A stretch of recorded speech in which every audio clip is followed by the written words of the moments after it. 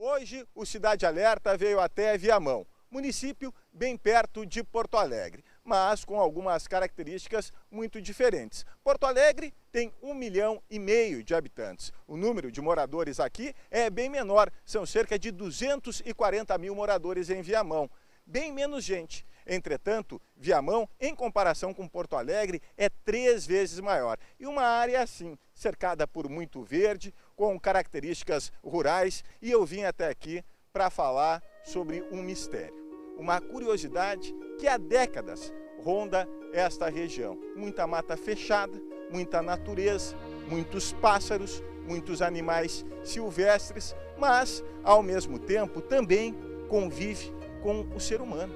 As pessoas procuram esse lugar como refúgio, como abrigo, para uma área de lazer, passar o final de semana com a família. Até mesmo para tirar daqui, dessas árvores, alimentos. Algumas abelhas fazem os favos, há uma extração de mel, e justamente foi isso que há quase 10 anos alguns amigos vieram fazer. Extrair mel, deixados nos favos, aos pés das árvores, pelas abelhas. Mas o acesso, ele é muito difícil. Quando chega à noite, principalmente no final de tarde, é mais arriscado ainda. Esses amigos que vieram até aqui, que vieram até essa região, eles percorreram todo esse matagal. Não tinha tecnologia, não tinha GPS, não tinha bússola, não tinha nada disso. Eles acabaram se perdendo nessa mata.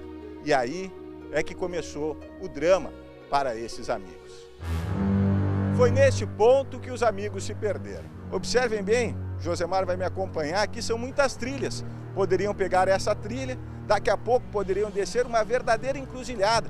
Poderiam vir por uma outra trilha aqui, um pouquinho mais fechada. Quem sabe essa trilha não daria acesso à saída do mato, mas não são apenas 2 alternativas, 3 ou 4, são muito mais. Existe ainda essa outra possibilidade de seguir por aqui, aí vindo por essa trilha, surge mais uma outra, logo aqui à minha direita, de noite sozinho no escuro, não sabiam o que fazer.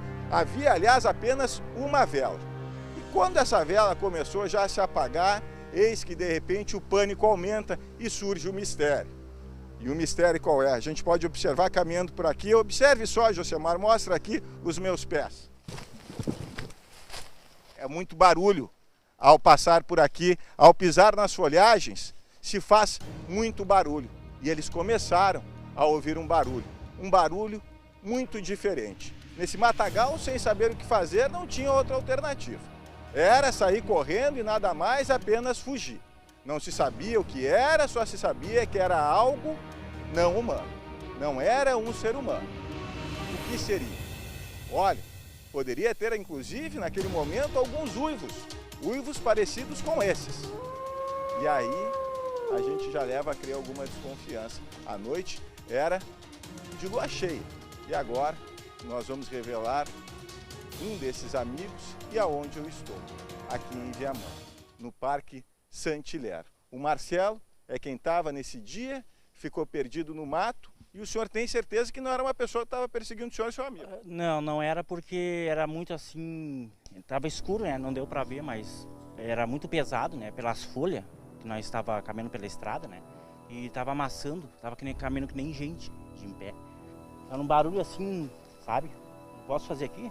Claro, vamos ouvir inclusive aqui, ó. Assim, ó. Mas bem mais forte, sabe? Mais pesado. Isso. Porque folha de eucalipto é mais seca e faz barulho. E o senhor viu o vulto? Grande? Grande. Mais de 2 metros? Isso. Tanto que aqui na época, né, que eu vi num site que pessoas vieram de São Paulo, né, para fazer passear, para ver as plantações, a botânica, né. E eles tiveram também meio parecido, uma coisa correu e eles não sabiam o que era, né. Era peludo? Ele disse que não tinha, como é que eu vou explicar assim, tinha uma cara, entendeu?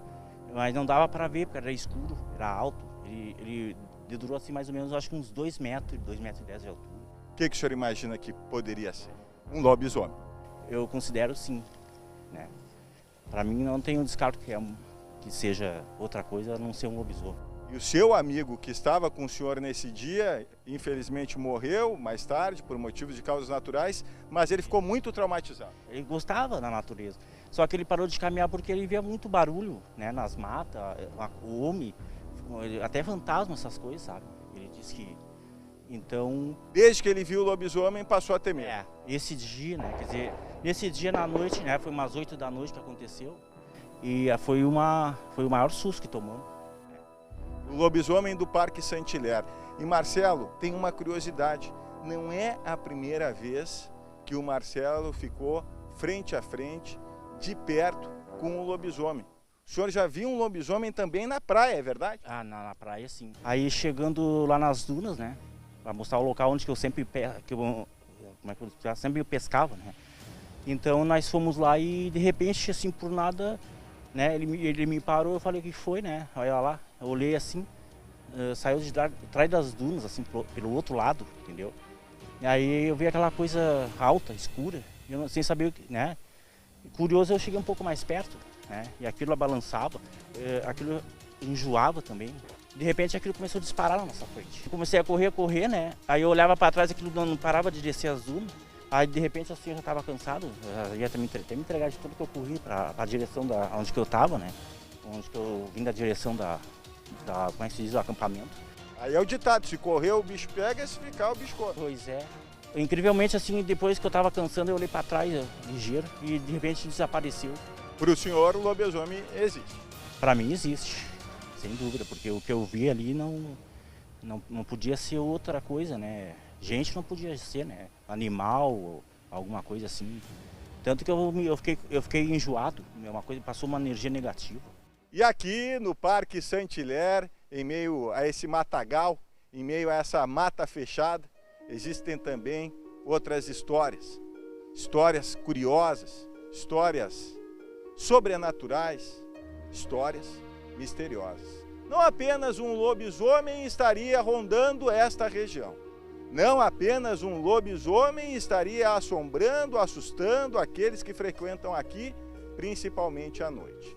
O Cristiano é outro frequentador do parque.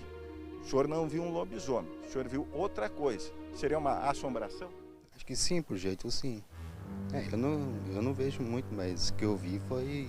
Nós estávamos caminhando meio no campo, assim, como a gente está agora. Daí, sem querer, eu fiquei olhando para o mato, assim, como está aqui. Daí, sem querer, eu mostrei pro cara ali, ó. Mostrei pra ele, olha ali o cara ali, ó. Daí, de repente, quando ele foi ver, não tá mais ali, sumiu. De uma hora para outra? De uma hora para outra. Mas o senhor viu a presença de alguém, alguma coisa estava ali? Sim, eu vi. De repente? E sumiu, não vi mais. Num instante? Num instante. O senhor ficou assustado? Assustado não fiquei. Eu tenho mais medo dos vivos que dos mortos. Ah, é? Uhum. Os rios são mais perigosos? Os bandidos, principalmente.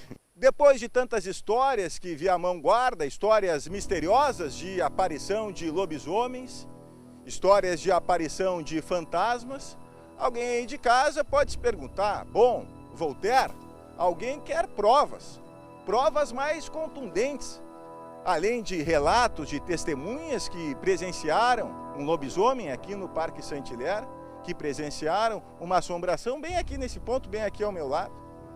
Alguém pode querer provas materiais, provas concretas. Pois bem, nesta mesma época em que um fantasma apareceu aqui, em que um lobisomem também foi visto nesta região, eis que dias depois, a poucos quilômetros de distância deste ponto, apenas 2 quilômetros de distância deste local, eis que numa propriedade surgem animais mortos.